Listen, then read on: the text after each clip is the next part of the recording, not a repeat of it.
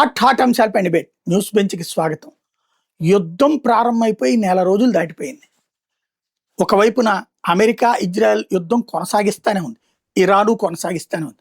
మొన్న ఈ మధ్యన ఒక 48 గంటల గడువు హార్ముజ్ జలసంధిని తీసేస్తాం, హార్ముజ్ జలసంధిని ఓపెన్ చేయాలా అని పెట్టినటువంటి ట్రంప్ ఆ తర్వాతన 5 రోజులు గడువు పెట్టాడు, ఆ తర్వాత 10 రోజులు గడువు పెట్టాడు. ఇప్పటికీ హార్ముజ్ జలసంధి దగ్గర రెస్ట్రిక్షన్స్ కొనసాగుతూనే ఉన్నాయి. సేమ్ టైం యుద్ధం ఆగిందన్నటువంటిది కేవలం మాటకే పరిమితమైంది. ఇటు అమెరికా ఇజ్రాయెల్ దాడులు చేస్తున్నాయి, ఇరాను ప్రతి దాడులు చేస్తూనే ఉంది.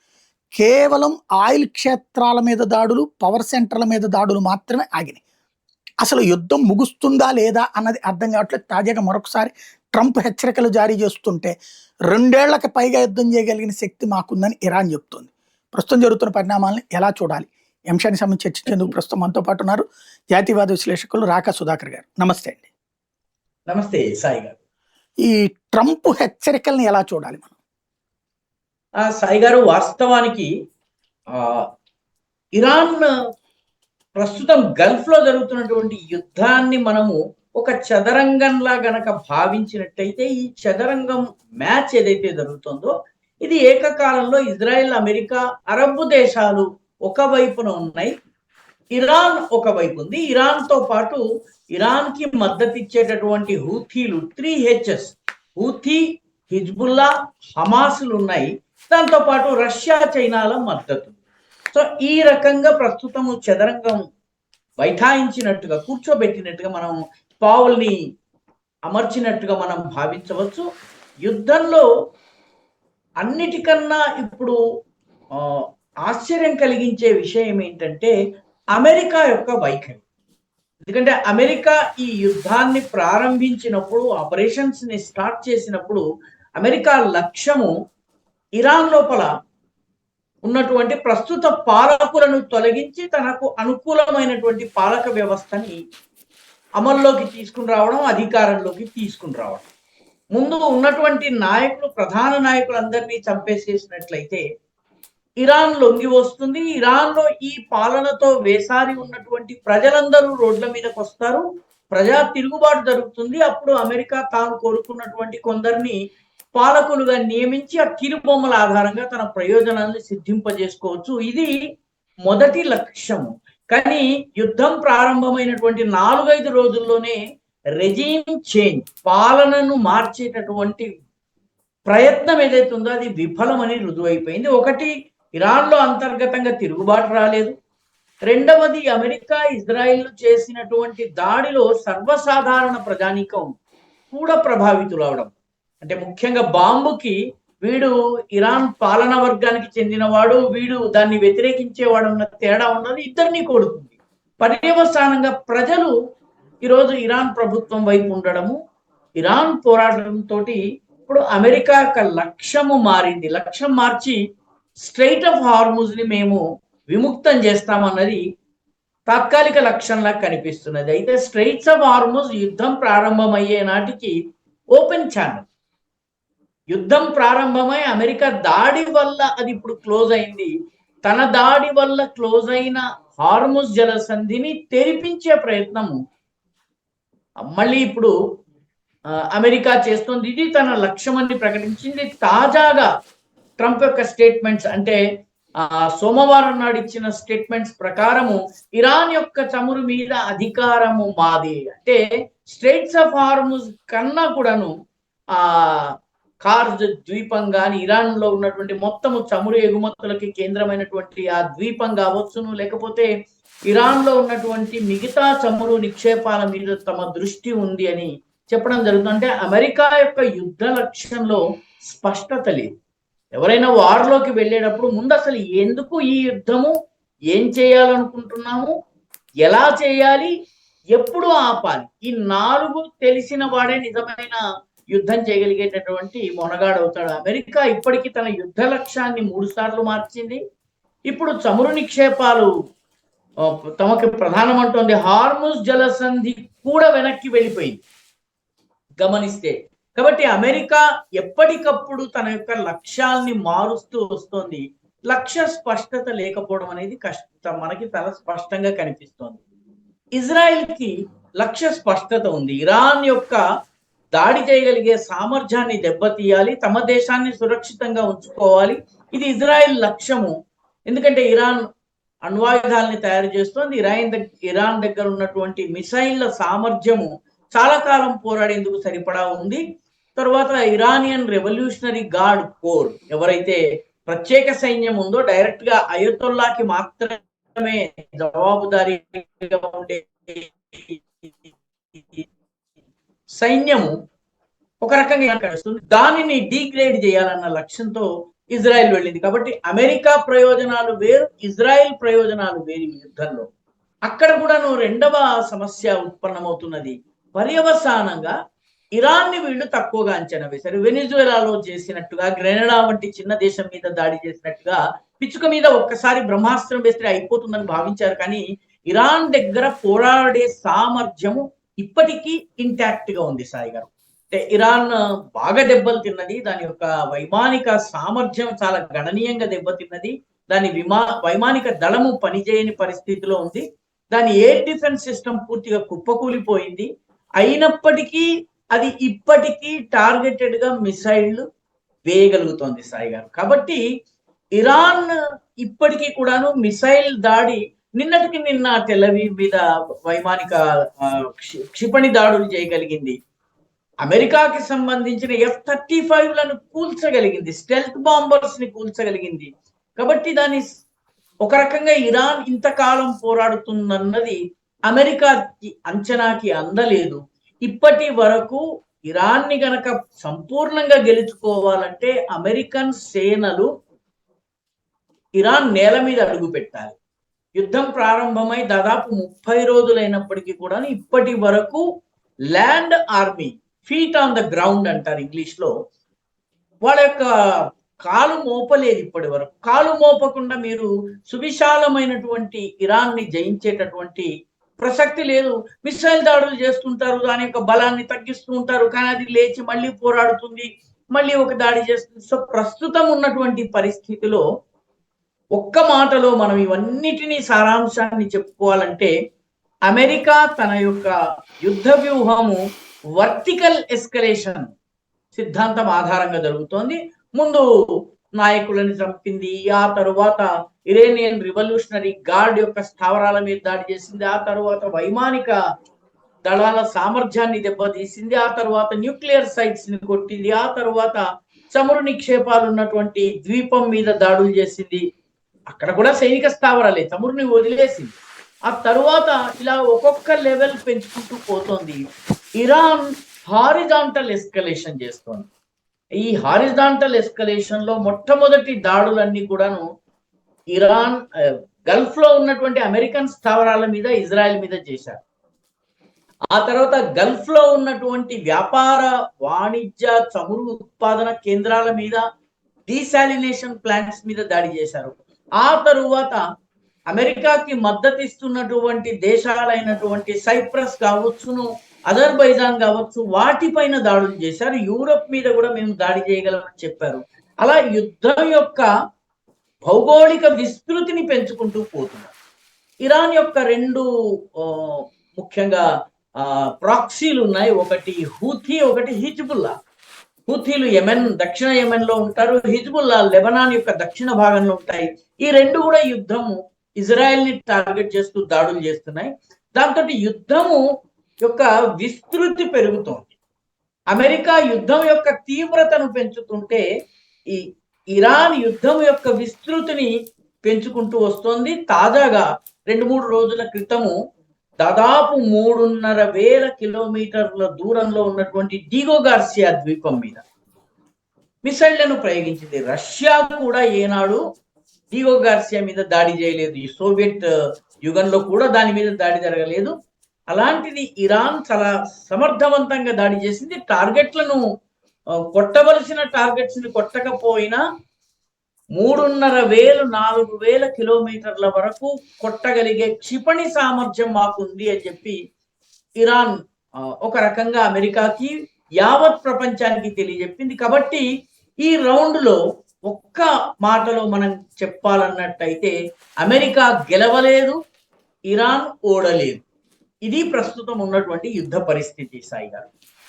ఇక్కడ సాధారణంగా అమెరికా అది కనబడుతున్నదైతే మొన్న ఇదివరకు ఇరాక్లో ఆయిల్ నిక్షేపాల వరకు తీసుకుంది, పాలనాలకు వదిలేసింది, ఒక పపెట్లను పెడుతుంటుంది. లైక్ వెనిజులాలో పాలకుడిని ఎత్తుకుపోయింది, అక్కడ ఆయిల్ మీదన తన ఇది. ఇప్పుడు ఇరాన్లో ఆయిల్ కావాలనుకుంటుంది. ఇరాన్ అందుకు వదులుకునేటటువంటి దానికి సిద్ధంగా ఉందా?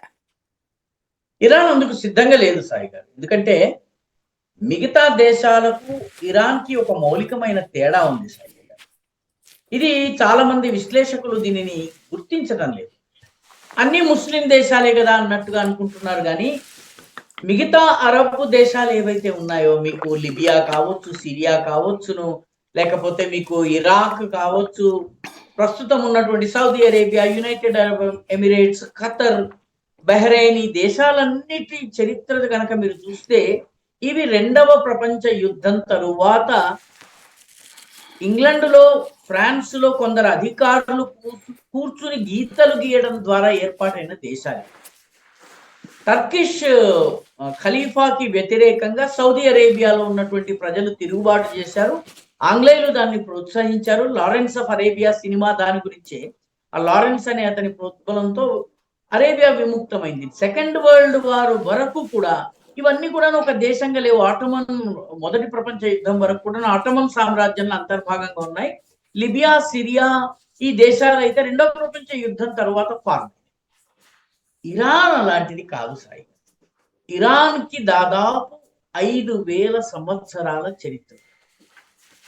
సైరస్, డారియస్ వంటి రాజులు అక్కడ పరిపాలించారు.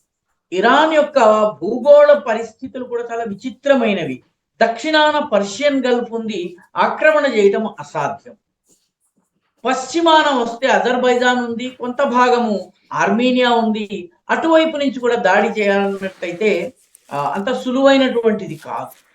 ఇరాన్ దేశం కనుక మనం చూస్తే ఇరాన్ మొత్తం అంతా కూడా ఒక కూర్చున్నటువంటి పిల్లిలాగా ఉంటుంది. రెండు వైపులా అంటే ఉత్తరం వైపున, దక్షిణం వైపున తల సుదీర్ఘమైనటువంటి పర్వత మాలికలు ఉన్నాయి.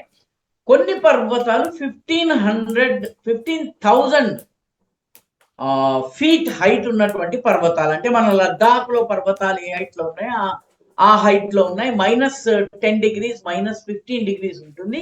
ఈ రెండిటి మధ్యలో ఉన్నటువంటి లోయ ప్రాంతంలో తెహరాన్ ఉంది, రాజధాని. మేజర్ సిటీస్ అయినటువంటి ఇస్ఫహాన్ కానీ, షిరాజ్ కానీ, మిగతా ఇరాన్ లో ఉన్నటువంటి నతాన్స్ కానీ, ఇవన్నీ కూడాను ఈ రెండు పర్వతాల మధ్య ఉన్నటువంటి లోయలో ఉన్నాయి. కాబట్టి మధ్యలో 2 ఎడారులు ఉన్నాయి, చాలా పెద్ద ఎడారులు ఉన్నాయి. మిగతా అంతా కూడా వ్యవసాయ యోగ్యమైన భూమి ఉంది. కాబట్టి పూర్తి ఎడారి కానీ, సముద్ర తీరం కానీ ఉన్నటువంటి అరేబియన్ దేశాల లాగా కాకుండా పర్షియన్ దేశం, ఇరాన్ అసలు పేరు పర్షియా. పర్షియాలో కొండల యొక్క భౌగోళిక అడ్డంకి ఉంది, సముద్రం ఉంది, ఆ తరువాత మధ్యలో ఎడారులు ఉన్నాయి. దాని తరువాత ఈ లోయ ప్రాంతాల్లో వైవిధ్యపూరితమైన వాతావరణం ఉన్నటువంటి నతాంజ్, తెహరాన్, ఖౌమ్, షిరాజ్ ఇటువంటి పట్టణాలు, ఇస్ఫహాన్ ఇటువంటి పట్టణాలన్నీ ఉన్నాయి. ఇది దాదాపు 2000 సంవత్సరాలుగా తన భాషని, పర్షియన్ జీవన విధానాన్ని, పర్షియన్ సంస్కృతిని కాపాడుకుంటూ వచ్చింది. మిగతా అరబ్బు దేశాలకు ఆ రకమైనటువంటి సౌలభ్యము లేదు, ఆ రకమైనటువంటి భౌగోళిక పరిస్థితి లేదు. ఇస్లామును స్వీకరించినప్పటికీ తమ పర్షియన్ సంస్కృతిని వదులుకోని దేశము ఇరాన్. కాబట్టి ఇరాన్ని జయించడం అంత సులువు కాదు. వైశాల్యంలో కూడా చాలా పెద్ద దేశము. మీరు ఇరాన్, ఇరాక్ 2 దేశాల మ్యాప్ కనుక పెట్టుకున్నట్టయితే చాలా చిన్న దేశం ఇరాక్, చాలా సువిస్తృతమైనటువంటి దేశం ఇరాన్. కాబట్టి ఇరాన్లో సైన్యము పాదము మోపకుండా ఇరాన్ని జయించడం అసాధ్యం. అలెగ్జాండర్ జయించాడు కానీ తిరిగి వెళ్ళిపోవలసి వచ్చింది. అదేవిధంగా వేరే అరబ్బు జాతులు జయించినవి 651 క్రీస్తు శకం 651 జయించినవి. కానీ 100 సంవత్సరాల పాటు ఓన్లీ రాజవంశాలు మాత్రమే ఇస్లాంని స్వీకరించాయి. ఆ తర్వాత ఉమైద్ రాజ్యం పోయి అబ్బాసిడ్ రాజ్యం వచ్చిన తర్వాత సర్వసాధారణ ప్రజానీకం ఇస్లాంను స్వీకరించారు. ఇస్లాంను స్వీకరించారు కానీ అరబ్బును స్వీకరించారు. అందుకనే మనం తెలుగులో కూడా మనం చాలా మంది ముస్లింలతో మాట్లాడేటప్పుడు హుదా అని పదం వాడతారు. ఖుదా అనే పదం ఏదైతే ఉందో ఇది పర్షియన్ పదము. దేవుడిని ఖుదా అంటారు. వీళ్ళు అరబ్బులు అల్లాహ్ అంటారు. అందుకనే ఇరాన్ యొక్క ప్రభావం మన దేశం మీద ఉన్నంత కాలం మనం ఖుదా హఫీజ్ అంటూ ఉండేవాళ్ళం. వీడుకోలు చెప్పేటప్పుడు ముస్లింలు ఖుదా హఫీజ్ అనేవాడు. ఈ మధ్య అరబ్బుల ప్రభావం బాగా పెరిగింది. పెట్రో డాలర్ల ప్రభావం పెరిగిన తర్వాత సున్నీ వహబీ పద్ధతులు వచ్చిన తర్వాత మనము అల్లా హఫీజ్ అంటున్నారు. మీ విజయవాడలో కూడా చాలా మంది అల్లా హఫీజ్ అంటాం వింటుంటాం, ఖుదా హఫీజ్ కి బదులు. కాబట్టి ఖుదా అల్లా ఈ తేడా కూడా అంత ఉన్నటువంటి అంత పూర్తి విభిన్నమైన సంస్కృతి, భౌగోళికంగా చాలా కఠినమైన ప్రదేశము. పర్షియన్ గల్ఫ్ ఏదైతే ఉందో పర్షియన్ గల్ఫ్ లో ఇరాన్ చొచ్చుకొచ్చినట్టుగా ఉంటుంది. స్ట్రెయిట్స్ ఆఫ్ హార్మూజ్ అనేది వాస్తవానికి పార్సీ మతంలో ఉన్నటువంటి జరతృష్టుడి పేరులో ఒకటి. అది ఆ హార్మూజ్ 21 కిలోమీటర్లు మాత్రమే విడ్త్. దాని మీద ఇరాన్ ఆధిపత్యం మొదటి నుంచి ఉంది. ఇప్పుడు అది కప్పం కూడా వసూలు చేస్తోంది. ఈ స్థితికి వచ్చింది. కాబట్టి ఇరాన్ తట్టుకుని నిలబడడం అనేది దాని సంస్కృతిలో ఉంది. తన ఇరానియన్ ప్రజలకు తమ సంస్కృతి విషయంలో కానీ తమ భూగోళం విషయంలో కానీ చాలా భక్తి ఉంది, శ్రద్ధ ఉంది. కాబట్టి ఇరాన్ని జయించడం అంత సులువైనటువంటి పని కాదు. ఇరాన్ మీద బహుశా మీకు గుర్తుండి ఉంటుంది, 1980s ప్రాంతంలో ఇరాన్ ఇరాక్ యుద్ధం జరిగింది. అమెరికా ఇరాక్ కి సద్దాం హుస్సేన్ కి రకరకాల ఆయుధాలు ఇచ్చి యుద్ధం చేసింది. 8 సంవత్సరాల పాటు యుద్ధం జరిగింది సాయి గారు. 8 సంవత్సరాల యుద్ధం తరువాత కూడా ఇరాన్ పోరాడి నిలవగలిగింది. యుద్ధం డ్రాగా ముగిసింది. ఇరాక్ పూర్తిగా విధ్వంసమైంది, కానీ ఇరాన్ నిలబడగలిగింది. కాబట్టి ఇప్పుడు కొంచెం కఠినమైనటువంటి పరీక్ష అయినప్పటికీ కూడా ఇరాన్ తట్టుకుని నిలబడేటటువంటి పరిస్థితులే ఎక్కువగా కనిపిస్తున్నాయి సాయి. రైట్. ఇక్కడ ఒకటి విషయం అర్థం కాదు ఏంటంటే, ఇప్పుడు అమెరికా ఇజ్రాయెల్ కలిసి ఇరాన్ మీద దాడి చేసినాయి. ఇరాన్ రిటాలియేటరీ అటాక్స్ చేస్తుంది. కానీ అది చేస్తున్న అటాక్లో హైయెస్ట్ ఉంది గల్ఫ్ దేశాల మీద. సాధారణంగా ఏ దేశం మీదనైనా దాడి చేస్తే తిరగబట్టం అనేటటువంటిది వాళ్ళకి, అందులో రాజకుటుంబాల్లో ఉన్నారంటే ఆ పౌరుషం ఎక్కువ కనబడాలి. కానీ ఇన్ని రాజకుటుంబాలు పరిపాలిస్తున్న 8 గల్ఫ్ దేశాల్లో ఏ ఒక్కళ్ళు తిరగబడకపోగా రోజు కేవలం డిఫెన్స్ చేసుకుంటున్నారు. కనీసం అమెరికా ఇజ్రాయెల్తో కూడా తోడు నిలవట్లేదు. ఎందుకని అంటారు అది? అంటే అరబ్ దేశాల్లో పెద్ద సైన్యం మొదటి నుంచి లేదు సాయి గారు. ఎందుకంటే ఆ దేశాల్లో జనాభా చాలా తక్కువ. ఏ దేశం తీసుకున్న, కువైట్ తీసుకోండి, ఒమాన్ తీసుకోండి, లేకపోతే సౌదీ అరేబియా తీసుకోండి, వీటన్నిటిలో కూడాను సౌదీ అరేబియాకి ప్రాధాన్యము మక్కా మదీనాలు ఉండడం వల్ల, అంతే తప్ప దేశం జనాభా ఎక్కువ లేదు. ఈ దేశాలన్నిట్లో కూడాను ప్రవాసీలు ఎవరైతే ఉన్నారో, వలస వెళ్ళి అక్కడ ఉద్యోగాల కోసం వెళ్ళారో వాళ్ళు మెజారిటీ సాయి. కువైట్ తీసుకోండి మీరు, ఇదే పరిస్థితి. ఖతర్ తీసుకోండి, ఇదే పరిస్థితి. సౌదీ అరేబియా తీసుకోండి, ఇదే పరిస్థితి. ఏ దేశం తీసుకున్నా కూడాను బయట నుంచి పని చేయడానికి వెళ్ళిన వాళ్ళ జనాభా లోకల్స్ కన్నా చాలా ఎక్కువ. అయితే వాళ్ళు బయట నుంచి వచ్చిన వాళ్ళకి పౌరసత్వం ఇవ్వరు, ఓటు హక్కు ఇవ్వరు, భూమి కొనుగోలు చేసే హక్కు ఇవ్వరు. కాబట్టి మైనారిటీ అయినప్పటికీ అక్కడ సమాజాలు నిలబడుతుంది.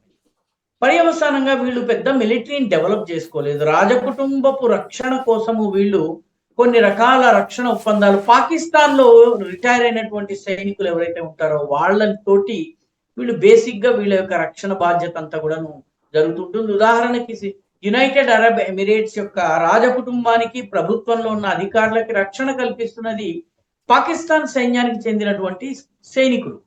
వీళ్ళందరికీ నాయకత్వం వహిస్తుంది మాజీ ఆర్మీ చీఫ్ అయినటువంటి జనరల్ రాహిల్ షరీఫ్. వాళ్ళకి స్థానికంగా సొంత యుద్ధాలు చేసేటటువంటి సైన్యం కూడా చాలా తక్కువ. అందుకనే వీళ్ళందరూ ఏం భావించారంటే, జోర్డన్కి కొంత సైన్యం ఉంది, సిరియాకి కొంత సైన్యం ఉంది, ఇరాక్కి కొంత సైన్యం ఉంది, ఈజిప్ట్కి సైన్యం ఉంది. కానీ మిగతా ఈ అరబ్ దేశాలు ఏవైతే ఉన్నాయో వీటికి సైన్య బలం లేదు. కాబట్టే తమకు రక్షణ కోసము ఇవి అమెరికాను ఆశ్రయించాయి. అమెరికా దేశాల్లో తన స్థావరాలను ఏర్పాటు చేసుకుంది. ఉదాహరణకి ఖతర్లో అమెరికాకి సంబంధించినటువంటి సెంట్రల్ కమాండ్ కి సంబంధించిన కీలకమైన స్థావరాలు ఉన్నాయి. అమెరికాకి సంబంధించిన మనామాలో ఎయిర్ బేస్ అది ఉంది. అదేవిధంగా బహ్రెయిన్ లో కూడాను భారీ ఎత్తున 7,500 మంది సైనికులు, అమెరికన్ సైనికులు బహ్రెయిన్‌లో ఉంటారు రక్షణగా. బహ్రెయిన్ రక్షణ, అదేవిధంగా గల్ఫ్ ఏరియాలో మిలిటరీ బ్యాలెన్స్ కోసం అమెరికా ప్రయోజనాల్ని కాపాడేందుకున్నారు. ఆ విధంగా మీరు చూసినట్లయితే అమెరికన్ సైన్యము మీకు యుఏఈలో ఉన్నటువంటి బేసెస్ కానీ, అదేవిధంగా ఆహ్, సౌదీ అరేబియాలో ఉన్న బేసెస్‌లో గాని అమెరికన్ సైన్యం ఉంది.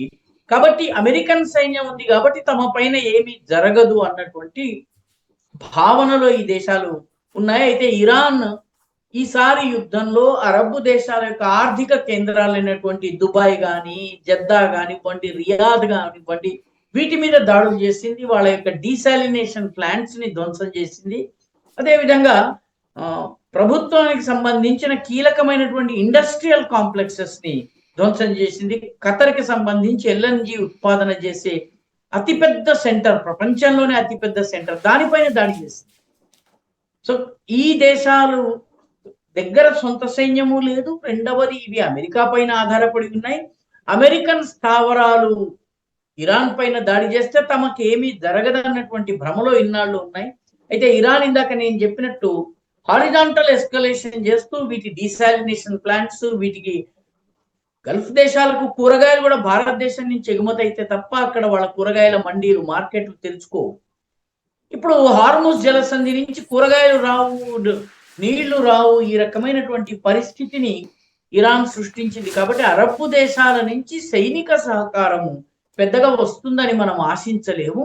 ఈసారి యుద్ధంలో అరబ్ దేశాలన్నీ కూడాను అమెరికా సహకారంతో షియా దేశమైన ఇరాన్ ని కంటైన్ చేద్దామని, అణిచివేద్దామని ఏదైతే అనుకున్నాయో అది ఫెయిల్ అయింది. ఈ దేశాలన్నీ ఇప్పుడు త్రాయి అంటున్నాయి. ముందు మీరు వెళ్ళిపోండి అని అమెరికన్లు అడుగుతున్నాయి. మీరు మా దేశాలని ఖాళీ చేయండి, మాకు జరుగుతున్నటువంటి ఆస్తి నష్టము, ప్రాణ నష్టాన్ని ఎలాగ నిలుపు చేయాలి, ఈ రకంగా అమెరికాని వాళ్ళు ప్రశ్నించేటటువంటి స్థితికి వచ్చారు. వాళ్ళ దగ్గర పెద్ద బలమైనటువంటి సైన్యం లేదు సాయి. అంటే సాధారణంగా 57 దాకా ముస్లిం దేశాలు ఉన్నాయి కదా, అన్నీ కలిపి కూర్చుని ఇప్పుడు ఇప్పుడు సున్నీ షియాల పరంగా చూస్తే షియాలై తక్కువ దేశాలే ఉన్నాయి. ఇక్కడ ఆ విధమైనటువంటి సెక్యూరిటీ కూడా ఇవ్వరా వీళ్ళకి? సాయి గారు, వాస్తవానికి ఒక మాటలో చెప్పాలంటే ముస్లిం ప్రపంచం అంతా ఒకటి అన్నది ఒక భ్రమ. వాస్తవంగానే సహజంగానే ముస్లింలలో మతపరమైనటువంటి విభేదాలు ఉన్నాయి. అసలు ఖురాన్లో, హదీస్లో చెప్పినటువంటి అంశాల ఆధారంగా న్యాయము, తీర్పులు ఎలా చెప్పాలి అన్న విషయంలోనే 4 భేదాభిప్రాయాలు ఉన్నాయి. ఇస్లామిక్ జ్యూరిస్ప్రుడెన్స్ లోనే హన్బలి, హనఫీ, ఈ రకంగా 4 ఉన్నాయండి. మన దేశంలో హనఫీ ఇస్లాం ఫాలో అవుతారు ఎక్కువగా. కాబట్టి జ్యూరిస్ప్రుడెన్స్ అంటే న్యాయ నిర్ణయము, విధాన నిర్ణయము, ధర్మపరమైనటువంటి, మతపరమైనటువంటి తీర్పులు చెప్పే విషయంలోనే 4 స్కూల్స్ ఆఫ్ థాట్ ఉన్నాయి. ఒకదానికి పడదు. షఫీ ఒకదాని పేరు, హన్బలి ఒకదాని పేరు, హనఫీ ఒకదాని పేరు, ఈ రకంగా 4 ఉన్నాయి. ఇవి కాకుండా కూడాను నాయకత్వం ఎవరి చేతిలో ఉండాలి అన్నటువంటి విషయంలో సున్నీ షియా తేడా ఉంది. షియాలలో కూడాను అనేక తేడాలు ఉన్నాయి. 12 షియాస్ ఉన్నారు, 5 షియాస్ ఉన్నారు. 12 షియాస్ అంటే 12 షియాస్ ని ఇథ్నా అషారియా అంటారు. ఈ ఇథ్నా అషారియాలో మళ్ళీ అస్కరీ, ఉసూలి అనే 2 భాగాలు ఉన్నాయి. షియాలతో చాలా దగ్గరగా ఉండే వాళ్ళలో అలావైట్ షియాలు ఉన్నారు. అదేవిధంగా దర్వేషస్, ట్యునీషియా వంటి దేశంలో దర్వేష్ సంస్కృతి ఉంది. మళ్ళీ మన దేశానికి వచ్చేటప్పటికి ఖోజా ఇస్మాయిలీలు వేరు, మెమన్లు వేరు, అదేవిధంగా దావుదీ బోహ్రాలు వేరు, అహ్మదియాలు వేరు. అహ్మదియాలు మహమ్మద్ తరువాత అహ్మద్ అనేటటువంటి మత ప్రవక్త వచ్చాడని నమ్ముతారు. కాబట్టి వాళ్ళు మహమ్మద్ చిట్ట చివరి పైగంబర్గా వాళ్ళు గుర్తించరు. వాళ్ళని అహ్మదియాలు అంటారు. ఈ రకంగా అనేక మతపరమైనటువంటి తెగలు ఇస్లాంలో దాదాపు 72 వరకు ఉన్నాయి అని చెప్పి ఇస్లామే అంగీకరిస్తుంది. కాబట్టి ముస్లిములందరూ ఒకటి అని భావించటము ముస్లింలు చేసే పొరపాటు, అదేవిధంగా యావత్ ప్రపంచం ఇస్లాంను అర్థం చేసుకునేటప్పుడు చేసే పొరపాటు. మీకు తమాషా చెప్తా. సౌదీ బెహ్రెయిన్‌లో జనాభా షియా. కానీ రాజు సున్నీ. మీకు అజర్బైజాన్‌లో 55% సున్నీ. కానీ అక్కడ పాలకుడు ఆ 55% షియా, పాలక వర్గం కూడా షియా. ఆ రకంగా ఇరాన్‌లో ఉంది. ఇరాన్‌లో కూడా ఒక 15% సున్నీలు ఉన్నారు. కానీ అక్కడ పాలక వర్గం షియా. లెబనాన్‌లో కూడాను షియాల సంఖ్య దక్షిణ లెబనాన్‌లో చాలా ఎక్కువగా ఉంది. యెమెన్‌లో కూడాను షియాలు ఎక్కువగా ఉన్నటువంటి హూథీ అంటారు వాళ్ళని. హూథీ తెగ ఏదైతే ఉందో ఆ హూథీ తెగ మొత్తం అంతా కూడాను షియాలు. కాబట్టి షియా సున్నీల మధ్య ఉన్నటువంటి ఘర్షణకు దాదాపు 1200-1300 సంవత్సరాల సుదీర్ఘ చరిత్ర ఉంది సాయి గారు. కాబట్టి ఈ విషయాలలో వీళ్ళు కలిసొచ్చే అవకాశం లేదు. ఇజ్రాయెల్ పైన దాడి చేసిన సమయంలో 1948 కానీ 1965 కానీ 1971 యామ్ కిపూర్ యుద్ధ సమయంలో కానీ అన్ని ముస్లిం దేశాలు యుద్ధం చేయలేదు సాయి గారు. 1971లో ఇరాన్ ఇజ్రాయెల్కి మద్దతు ఇచ్చింది. అప్పుడున్నటువంటి రాజు ఇరాన్ వైపు ఉన్నారు. సో ఈ రకంగా మొదట్లో యుద్ధం చేసినటువంటి దేశాలు ఈజిప్టు, జోర్డన్, సిరియా, ఈ 3 దేశాలే ప్రధానమైన యుద్ధం చేశారు. సౌదీ అరేబియా మిగతా అవి గోడ మీద పిల్లుల్లాగా ఉన్నాయి. అందుకే సిరియాకి చెందిన గోలన్ హైట్స్ కావచ్చును, ఈజిప్ట్కి చెందినటువంటి సైనాయ్ కావచ్చును, ఈ వెస్ట్ బ్యాంక్ ఏదైతే ఉందో అది జోర్డన్ నుంచి ఇజ్రాయెల్ తీసుకోగలిగింది. పర్యవసానంగా అర్థం చేసుకోవలసిన విషయం ఏంటంటే ముస్లిములందరూ ఒకటి కాదు, వాళ్ళ ప్రయోజనాలన్నీ ఒకటి కావు. మతపరమైనటువంటి విభేదాలు ఉన్నాయి. సలాఫిస్ట్ విధానాలు, వాహబిస్ట్ విధానాల్ని పాటించే దేశాలు కొన్ని ఉన్నాయి. కొంత మోడరేట్ ఇస్లాంని పాటించేటటువంటి దేశాలు, ఉదాహరణకి మొరక్కో వంటి దేశాలు ఉన్నాయి. ఈజిప్ట్లో ఇస్లామిక్ బ్రదర్హుడ్ వంటి ఉగ్రవాద సంస్థని అణిచివేసేందుకు అక్కడే ఉన్నటువంటి ముస్లిం నాయకుడైనటువంటి నాజర్ కానీ, సదాత్ కానీ, ఆ తర్వాత ఇప్పుడు అక్కడి సైన్యం కానీ, మొన్నటి దాకా ఉన్నటువంటి మోర్సీ కానివ్వండి, అల్సిసి కానివ్వండి, అంతకు ముందున్నటువంటి నాయకులు కానివ్వండి, వీళ్ళు ప్రయత్నం చేస్తూ వచ్చారు. కాబట్టి ముస్లిం దేశాలన్నీ ఒకటి అని భావించడం పొరపాటు సాయి గారు. అందరి ప్రయోజనాలు వేరు వేరు. ఈ ముస్లిం ప్రపంచంలో బలమైనటువంటి 4 వర్గాలు ఉన్నాయి. ఒక వర్గానికి టర్కీ నాయకత్వం వహిస్తోంది, ఒక వర్గానికి సౌదీ అరేబియా నాయకత్వం వహిస్తోంది, షియా ఆధిపత్య వర్గానికి ఈ మన ఇరాన్ ఆధిపత్యం వహిస్తోంది. జనాభా పరంగా మేము ఎక్కువ, మా దగ్గర ఆటం బాంబ్ ఉంది కాబట్టి ఇస్లామిక్ దేశాలు మా దగ్గరికి రావాలని పాకిస్తాన్ కోరుతోంది. కానీ పాకిస్తాన్ ఆర్థిక పరిస్థితి ఇస్లామిక్ దేశాలకు నాయకత్వం వహించేలా లేదు. కాబట్టి ఈ దేశాలన్నీ కలిసి కూర్చుని చర్చించేటటువంటి పరిస్థితి లేదు సాయి గారు. మొదటి నుంచి లేదు, ఇప్పుడు లేదు. ఇప్పుడు చాలా స్పష్టంగా ఈ యుద్ధం ఏదైతే జరుగుతోందో ఇది అమెరికా, ఇజ్రాయెల్ మనకి పైకి కనిపిస్తోంది. కానీ అంతర్లీనంగా ఈ యుద్ధము షియా వర్సెస్ సున్నీ. ఇరాన్, హిజ్బుల్లా, హూథీ, ఈ 3 ప్రధానంగా షియా ప్రధానమైనవి. లెబనాన్లోని దక్షిణ భాగం ఇవంతా కూడాను షియా ఆధిపత్యంలో ఉన్నాయి. అజర్బైజాన్ కానీ, కజాకిస్తాన్ కానీ ఇవన్నీ షియా దేశాలు. కాబట్టి షియా వర్గం అంతా ఒకవైపు ఉంది. సున్నీ మెజారిటీ వర్గము షియా వర్గాన్ని అమెరికా, ఇజ్రాయెల్ల సహకారంతో యుద్ధం చేస్తుంది. కాబట్టి ఇస్లామిక్ ప్రపంచం ఈరోజు టోటల్ కన్ఫ్యూజన్ లో ఉంది. అరబ్ దేశాలన్నిటికీ ఇజ్రాయెల్ ఫ్రెండ్, అన్ని ఇజ్రాయెల్తో ఒప్పందం చేసుకున్నాయి.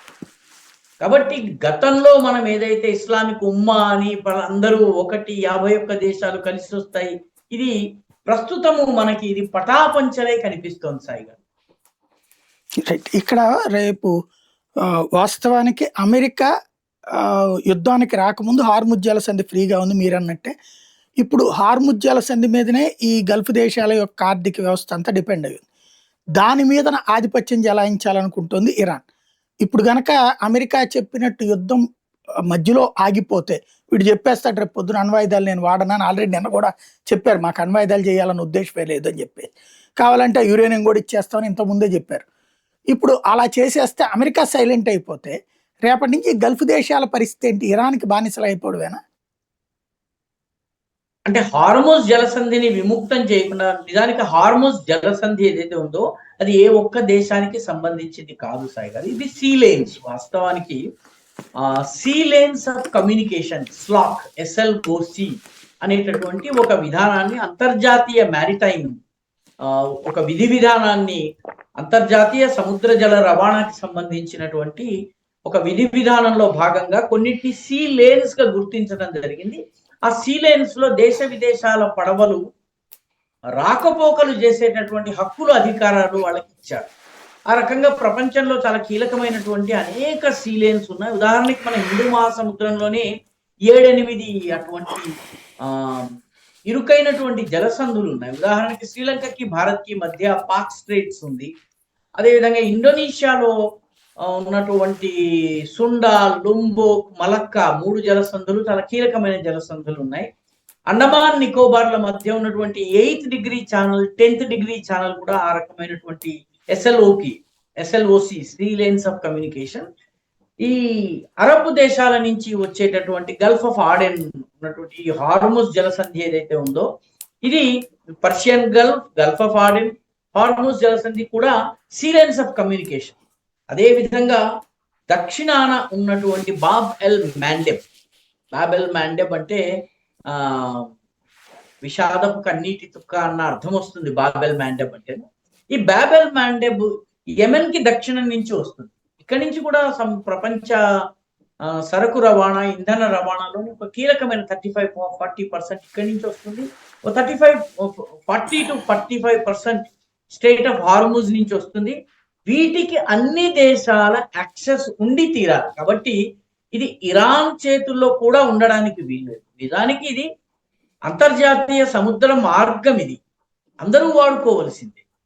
దురదృష్టవశాత్తు అమెరికా అనవసరంగా ఈ యుద్ధానికి వెళ్ళడం వల్ల ఇరాన్ స్ట్రెయిట్ ఆఫ్ హార్ముజ్ ని కంట్రోల్ చేసే స్థితికి వచ్చింది. ఇది ఇరాన్ కి చెందింది కాదు, ఇది యావత్ ప్రపంచానికి చెందినటువంటి సముద్ర మార్గం. ఇది ఇరాన్ ఈరోజు ఆధిపత్యం చెలాయించి కొందరిని ఫ్రీగా పంపిస్తోంది, కొందరి దగ్గర నుంచి సుంకం వసూలు చేస్తోంది, కొన్ని దేశాల పడవల్ని రానివ్వడం లేదు. ఈ పరిస్థితి రావడానికి ప్రధానమైన కారణం అమెరికా యొక్క దుందుడుకువాడు. ఇరాన్ యొక్క శక్తిని అంచనా వేయడంలో అమెరికా విఫలం కాదు. స్ట్రెయిట్ ఆఫ్ హార్ముజ్ పైన ఇరాన్ దాడి చేయగలదు అన్నటువంటి వార్ గేమింగ్ అమెరికా చేయలేకపోయింది. ఓవర్ కాన్ఫిడెన్స్ వల్ల ఈ పరిస్థితి తలెత్తింది. వాస్తవానికి హార్ముజ్ జలసంధి కానీ వీటిపైన టోటల్ కంట్రోల్ యావత్ ప్రపంచానికి ఇరాన్ చేతి నుంచి దాన్ని విముక్తం చేసి చేయాలన్నట్లయితే ఈ యుద్ధంలో రాజకీయంగా చర్చలు జరగాలి, పొలిటికల్ గా గవర్నమెంట్ చర్చలు జరగాలి. అసలు ఈ యుద్ధాన్ని ఆపాలి, ఎక్కడొకక్కడ రాజకీయ ఒప్పందం జరగాలి. అది జరిగిన తరువాత మాత్రమే ఈ సముద్ర జలాలలో వచ్చి వెళ్లే పడవలకి భద్రత ఉంటుంది. అంతర్జాతీయంగా చమురు భద్రత, ఇంధన భద్రత రావాలన్నట్టయితే ఇది జరగడం చాలా అవసరం సాయి గారు. అమెరికా యొక్క దుందుడుకు చర్యల వల్ల ఇరాన్ తన యొక్క హారిజాంటల్ వార్ ఎక్స్పాన్షన్ లో భాగంగా స్ట్రెయిట్ ఆఫ్ హార్ముజ్ ని కబ్జా చేసుకుని.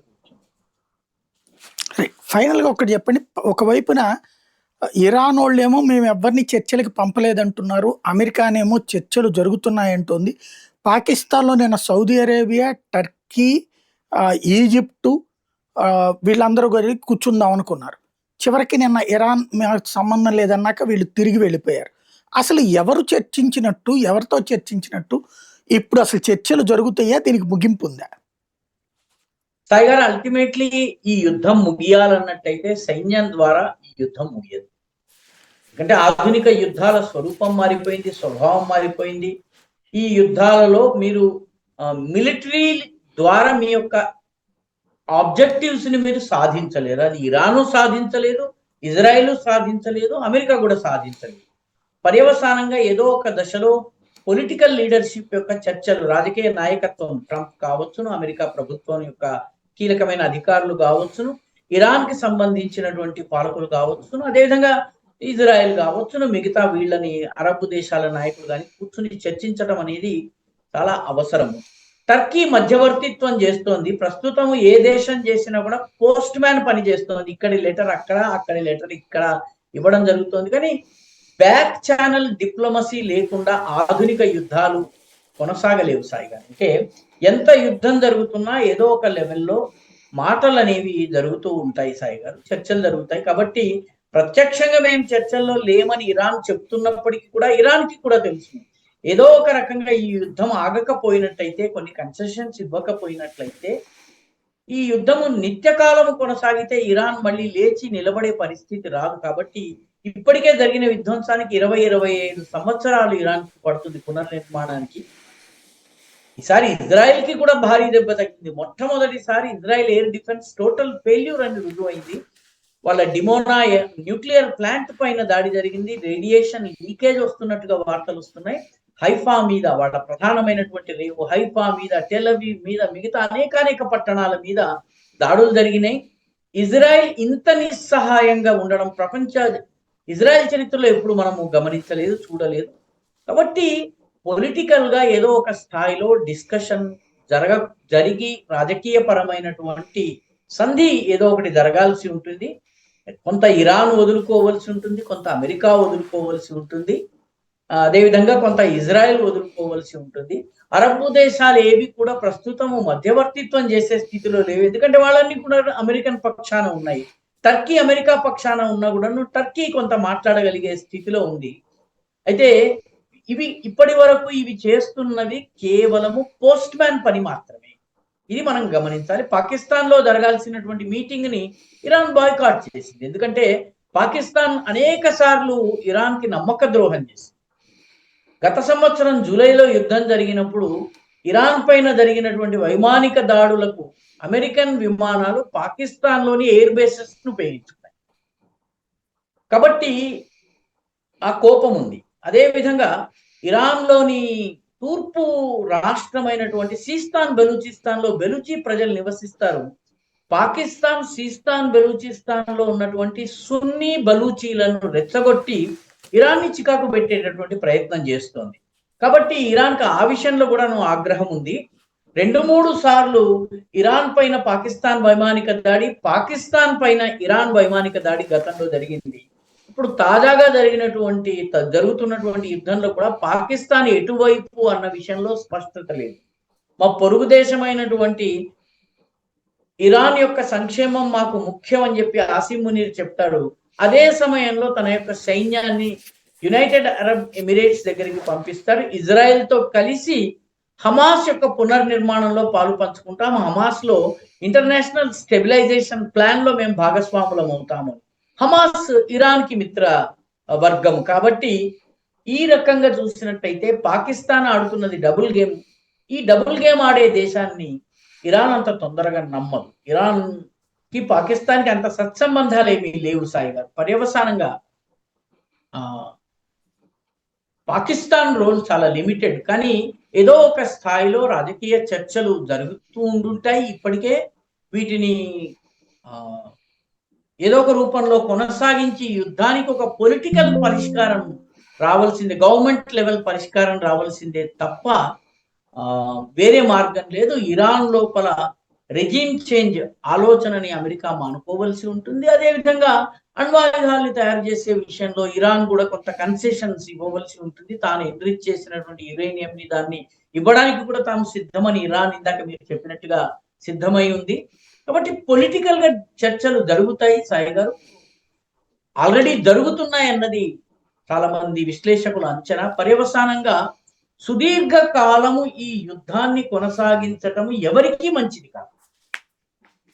విషయం ఎందుకు చెప్తున్నానంటే అరబ్ దేశాలన్నీ కూడాను పెట్రోలియం పూర్తయిపోతే, పెట్రోలియం నిల్వలు నిండుకున్న తర్వాత ఏం చేయాలి అంటే టూరిజం, స్పోర్ట్స్, ఎంటర్టైన్మెంట్ హబ్స్ గా మారాలని ప్రయత్నిస్తున్నాయి. అందుకే అరబ్ దేశాల్లో కానీ లేకపోతే యునైటెడ్ అరబ్ ఎమిరేట్స్ కానీ దుబాయ్ కావచ్చు, మిగతా అంతా కూడాను tourism, entertainment, high class living వీటికి కేంద్రంగా ప్రమోట్ చేసుకుంటున్నాయి.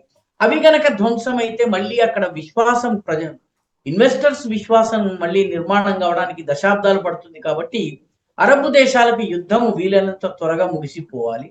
అదేవిధంగా ఇజ్రాయెల్ ఇప్పుడు 3 ఫ్రంట్ వార్ ఫైట్ చేస్తోంది. ఏకకాలంలో 3 శత్రువులతో ఫైట్ చేస్తోంది. ఒకటి ఇరాన్, రెండవది హూథీలు, మూడవది హెజ్బుల్లా. ఈ మూడిటి ముప్పేట దాడి నుంచి ఇజ్రాయెల్ మళ్ళీ పునర్నిర్మాణం వైపు వెళ్ళాలి అన్నట్టయితే దానికి కూడా యుద్ధం అవసరం లేదు. అమెరికా ముఖ్యంగా ట్రంప్ ఈ యుద్ధంలోకి అమెరికాని లాగడం వల్ల కలిగే లాభాల కన్నా నష్టాలు ఎక్కువ ఉన్నాయి. ఇరాన్ వెనిజులా కాదన్నటువంటి విషయం ఆయనకి ఈ పాటికి అర్థమైంది కాబట్టి బయటకు వచ్చేందుకు అందరికన్నా ఎక్కువగా తహతహలాడుతున్నది ట్రంప్.